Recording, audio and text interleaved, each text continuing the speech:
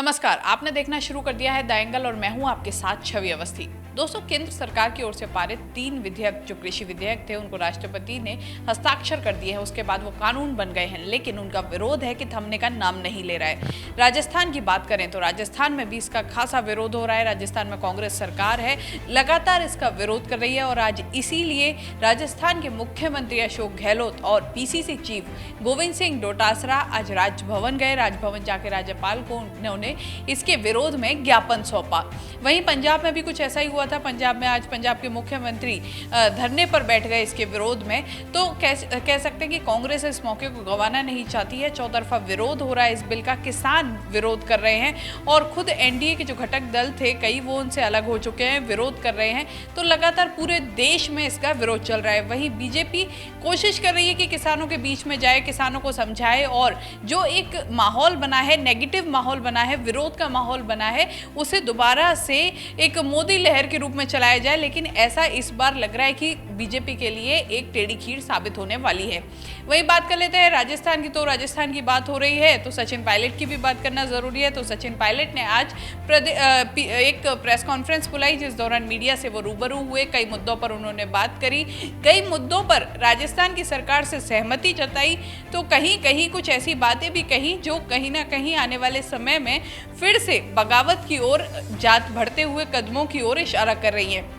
दरअसल आज जो ये कृषि बिल है उसको लेकर उन्होंने कहा कि मुख्यमंत्री अशोक गहलोत और पीसीसी चीफ आज राजभवन गए हैं। इसी के साथ उन्होंने कहा कि जो डूंगरपुर में घटना हुई है, डूंगरपुर में जिस तरह का माहौल है उसमें सरकार कोशिश कर रही है अपनी तरफ से उसे पूरे नियंत्रण में करने की।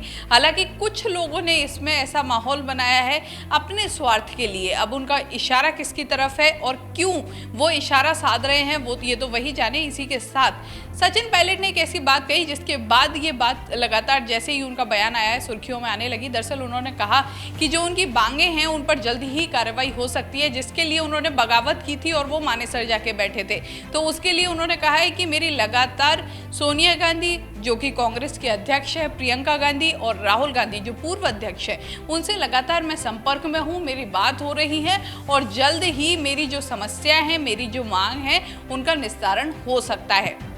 सचिन पायलट का एक बड़ा बयान आया है। उनका साफ तौर पर कहना है कि उन्हें पूरा भरोसा है। वहीं उनके जो आला कमान है, जो चाहे सोनिया गांधी की बात करें, प्रियंका गांधी की बात करें, राहुल गांधी की बात करें, तो तीनों की तरफ से एक आश्वासन दिया हुआ है सचिन पायलट को कि जल्द ही उनकी मांग मानी जाएगी। क्योंकि इस पूरे घटनाक्रम में जब सचिन पायलट और अशोक गहलोत के बीच एक खाई खुदी थी बड़ी, तो जब बगावत के तेवर बुलंद हुए थे सचिन पायलट के, उस समय प्रियंका गांधी ने ही बीच में आके इस पूरे मामले को शांत कराया था और दोबारा से सचिन पायलट को वापस राजस्थान में भेजा था मानेसर से। और कहा जा रहा था कि इसमें प्रियंका गांधी का एक बड़ा रोल था।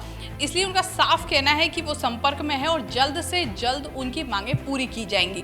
तो साफ कह सकते हैं कि मतलब अभी भी एक उम्मीद है। और ऐसे में क्योंकि एक उम्मीद जब होती है तो कहीं ना कहीं आगे दोबारा से फिर से आसार बन जाते हैं कि अगर कहीं से भी उनकी उम्मीदों पर खरी नहीं उतरे उनके आला कमान, तो फिर से वही तेवर अपनाए जा सकते हैं। क्योंकि साफ पहले भी संकेत दे चुके हैं सचिन पायलट कि अगर हमारी बात नहीं मानी जाती है तो जल्द ही चुनाव भी नजदीक है। वहीं जो उनके साथ के विधायक हैं वो लगातार बगावती तेवर अपना ही रहे हैं, अपनी ही सरकार को घेरने में कभी कोई कसर नहीं छोड़ रहे हैं। तो ऐसे में कह सकते हैं कि राजस्थान में जो सियासी हड़कंप आया था, सियासी भूचाल आया था, वो अभी पूरी तरह थमा नहीं है।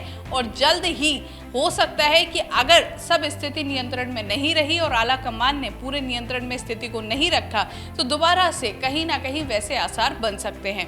ऐसे ही कुछ बीजेपी में भी हालात हैं। बीजेपी में वसुंधरा राजे जहां एक और राष्ट्रीय उपाध्यक्ष के पद पर दोबारा से आसीन हो गई है, वहीं राजस्थान में जो उनकी कार सेवा करने में बिजी थे या कह सकते हैं व्यस्त थे, जो लगातार कहा जा रहा था कि उन्हीं के कुछ विरोधी बीजेपी में हैं और वो कोशिश कर रहे हैं कि वसुंधरा राजे को साइडलाइन किया जाए। अब उनकी उम्मीदों पर भी पानी फिर गया है।